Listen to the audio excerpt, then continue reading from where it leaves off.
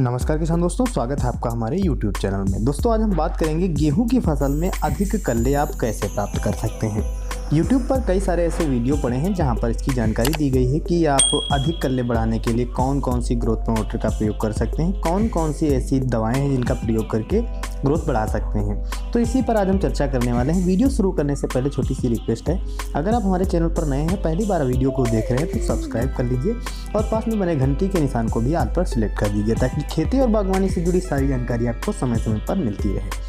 दोस्तों वीडियो में जो आपको खेत दिखाई दे रहा है, इसमें आपको हम कुछ टिलर दिखा रहे हैं कितने कल्ले एक पौधे से प्राप्त हुए हैं। इस पौधे में 20 से 25 कल्ले हैं। कल्लों का काफ़ी अच्छा फुटा हुआ है और काफ़ी अच्छी फसल ग्रोथ भी कर रही है। जो आपको हम आगे वीडियो में दिखा रहे हैं, फसल जो है पूरी की पूरी अच्छी ग्रोथ कर रही है। कैसे ग्रोथ कर रही है? आसान नहीं है कि आप एक ही उर्वरक का प्रयोग करके या एक ही ग्रोथ प्रमोटर का प्रयोग करके आप अपनी फसल के कल्लों का फुटाव कर सके या एक ही स्प्रे से कर सके। ये शुरुआत से लेकर के पौधे की वनस्पति क्रिया होती है, तब तक कुछ खास कार्य करने रहते हैं। जब हम गेहूं की बुआई कर रहे हो उस समय अगर हम संतुलित मात्रा में फास्फोरस, नाइट्रोजन, पोटेशियम और जिंक, सल्फर इत्यादि का प्रयोग कर लेते हैं तो शुरुआत से ही हमारे पौधे को अच्छे पोषक तत्व मिलने लगते हैं, जो कि हमारे पौधे की जड़ों के विकास के लिए काफ़ी आवश्यक रहती हैं। अगर हमारे पौधे की जड़ों का विकास अच्छा होगा तो हमारे पौधे में टिलर भी काफ़ी अच्छे निकलेंगे। जड़ों के विकास के लिए फास्फोरस काफ़ी अच्छा काम करती है। अगर आपने अपनी फसल में पहले ही सल्फर इत्यादि का प्रयोग किया है तो रोग, फंगस इत्यादि लगने के चांस नहीं रहते। जड़ सड़न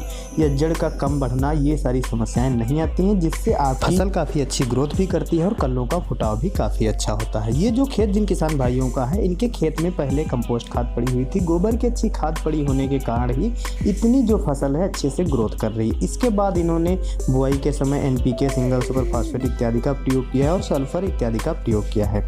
जब इनकी फसल पहली या दूसरी सिंचाई की हो गई थी तब इन्होंने NPK 19-19-19 का प्रयोग किया है और सिंचाई का काफ़ी महत्व इसमें रहता है। सिंचाई अगर हम समय पर करते हैं, हमारी जो फसल है उसको झटका नहीं लगता है, तभी हमारी ग्रोथ अच्छी हो पाती है। गेहूँ की फसल में कौन सी उर्वरक कब देनी चाहिए, कैसे देनी चाहिए, कौन सी ग्रोथ प्रमोटर कितने समय और कितनी मात्रा में कब प्रयोग करनी चाहिए जिससे उपज अच्छी हो सके, इससे संबंधित वीडियो हमने चैनल पर पहले से उपलब्ध कर रखे हैं, तो वहां पर जाकर के आप चेक कर सकते हैं, देख सकते हैं, सारी जानकारी वहां से मिल जाएगी। फिलहाल आप अपनी फसल में फास्फोरस, नाइट्रोजन, पोटेशियम और जिंक, सल्फर इत्यादि का प्रयोग करें। अगर आप जल्दी ग्रोथ करना चाहते हैं, अच्छी ग्रोथ करना चाहते हैं तो घुलनशील उर्वरकों का प्रयोग करें। घुलनशील उर्वरकों के साथ में कोई भी आप ग्रोथ प्रमोटर इत्यादि ना मिलाएं, उसमें आप 4 से 5 दिन का अंतर जरूर करें और एक बार अपनी फसल में सल्फर का स्प्रे जरूर करें या दानेदार सल्फर 4 से 5 kg जरूर डालें।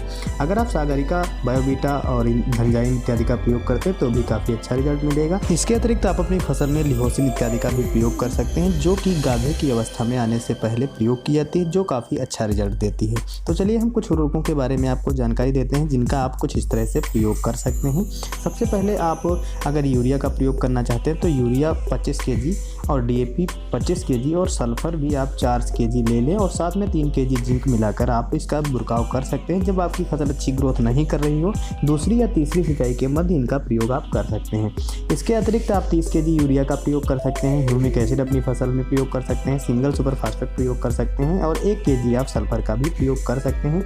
अगर आप single super phosphate, humic acid और यूरिया दे रहे हैं तब तो भी काफ़ी अच्छा रिजल्ट इसमें मिलता है। और इसके अतिरिक्त आप चाहते हैं कि कम लागत में अच्छा उत्पादन मिले तो आप NPK 19-19-19 घुलनशील जो आती है उसका प्रयोग कर सकते हैं। उसके साथ में 150 ml सागरिका का भी प्रयोग कर सकते हैं और 1 kg सल्फर जो घुलनशील वाली आती है उसका भी प्रयोग कर सकते हैं।